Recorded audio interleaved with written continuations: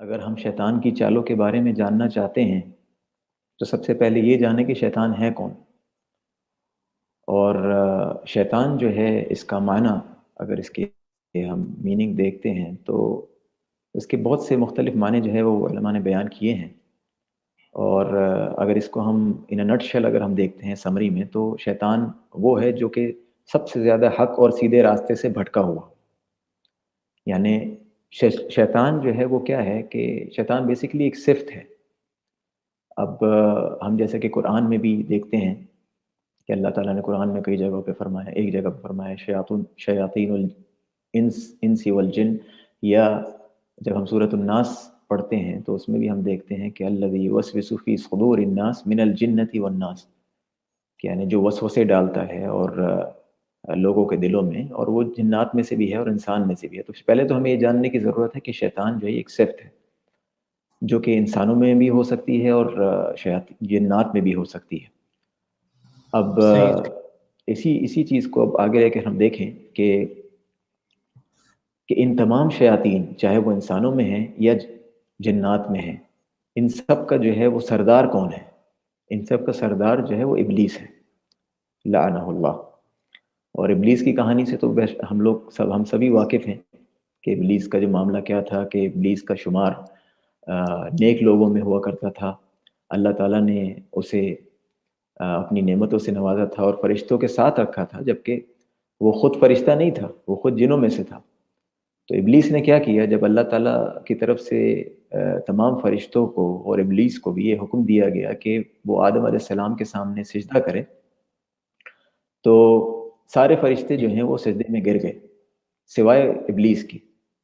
اس نے تکبر کیا، جس کی وجہ سے جو ہے وہ اللہ تعالیٰ کی رحمت سے بھی دور ہوا اور دھتکار دیا گیا. اس نے انکار کر دیا اور کیا کہا کہ انا خیر منہ خلقتنی من نار وخلقتہ من طین، کہ میں جو ہے اس سے بہتر ہوں، تو نے مجھے جو ہے وہ آگ سے پیدا کیا ہے اور اسے یعنی آدم علیہ السلام کو طین سے یعنی مٹی سے، جو مڈ جسے ہم کہتے ہیں نا، اس سے پیدا کیا ہے. تو اس کے اس غرور اور تکبر نے اسے اللہ تعالیٰ کی رحمت سے بھی دور کر دیا اور اسے سیدھے راستے سے بھی بھٹکا دیا. لیکن وہ کیا کہنے لگا کہ تو نے جو ہے، یعنی نعوذ باللہ، وہ اللہ تعالیٰ سے کہنے لگا کہ تو نے مجھے گمراہ کیا ہے تو مجھے قیامت تک کا موقع دے، میں تجھ سے وعدہ کرتا ہوں کہ میں تیرے سیدھے راستے پر بیٹھ کر تیرے بندوں کا انتظار کروں گا اور انہیں گمراہ کروں گا. اور میں ان کے پاس ہر طرف سے آؤں گا، دائیں سے بھی، بائیں سے بھی، آگے سے بھی، پیچھے سے بھی.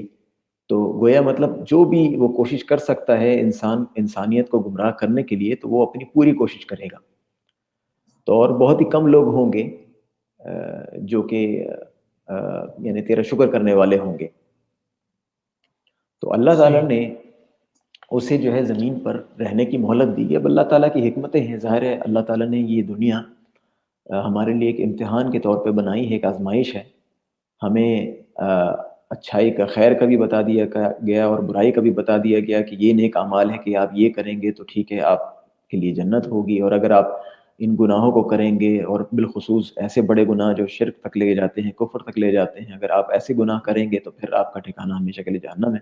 تو اللہ تعالیٰ نے اپنی حکمتیں رکھی ہیں کہ یعنی جو ٹیسٹ بنایا ہے ہمارے لیے. ہر انسان کا ٹیسٹ مختلف ہو سکتا ہے، کسی کا مال کے اعتبار سے ہوگا، کسی کا اولاد کے اعتبار سے ہوگا، کسی کا شہرت کے، عزت کے اعتبار سے، یعنی منصب کے اعتبار سے ہوگا.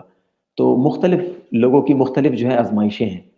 اب اللہ تعالیٰ نے ہمیں جب کہ بتا دیا ہے کہ یہ چیزیں ہیں، ان سے ہمیں بچنا ہے اور یہ چیزیں ہیں جو ہمیں کرنی ہیں، تو ہمارا کام ہے کہ ہم اس پہ ویسے ہی یعنی جو ہمیں بتایا گیا ہے اس کے مطابق اپنی زندگی گزاریں، تاکہ جو ہماری اصل زندگی ہے، جو آنے والی ہے، جو کہ کبھی ختم نہ ہونے والی زندگی ہے، ہم وہ اپنی زندگی جو ہے وہ اچھے طریقے سے گزار سکیں اور ہم جنت کے مستحق بن سکیں.